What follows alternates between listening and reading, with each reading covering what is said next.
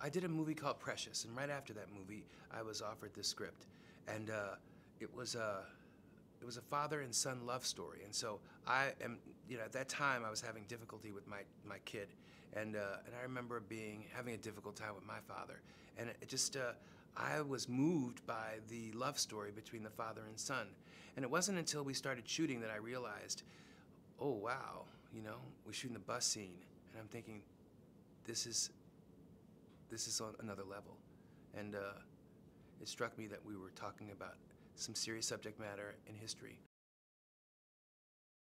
We live in New York City, and it's embarrassing when I have my kids with me, and I've had my kids with me, and we are trying to they're in their soccer uniforms, and it's raining out, and we are trying to get a taxi, and our neighbors that are in front of us and behind us will get picked up, and we can't.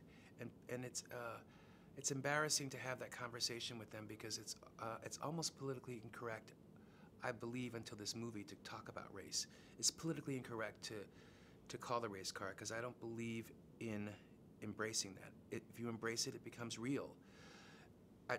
It's easier, and I don't like having it, to have the sex talk with them as opposed to talking about why it is that people don't like you, and why can't you get it, and why is it that my son is followed in the 7-Eleven, and why, And so it's hard, and so for me, and I don't know whether it's bad parenting, I've not been able to have that conversation, but I think that this movie explains the genesis of from where it cometh. Do you know what I mean?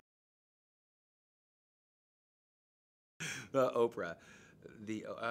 Well, she worked with me. She produced Precious for me, so we were friendly, and we were looking for something to do, and so I pleaded, I begged, I called, I stalked, because I remembered how magnificent she was in The Color Purple, and it was time. It's time to see her again.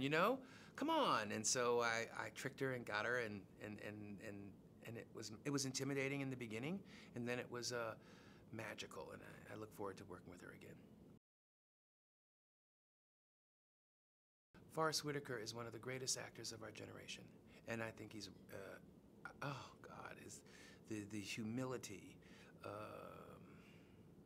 It trickled down to everybody, from crew members to all the other actors. We had a lot of actors to deal with, personalities and everything, but when you start at the top, when the butler is humble and says, "Yes, sir, how can I serve you, Mr. Director?"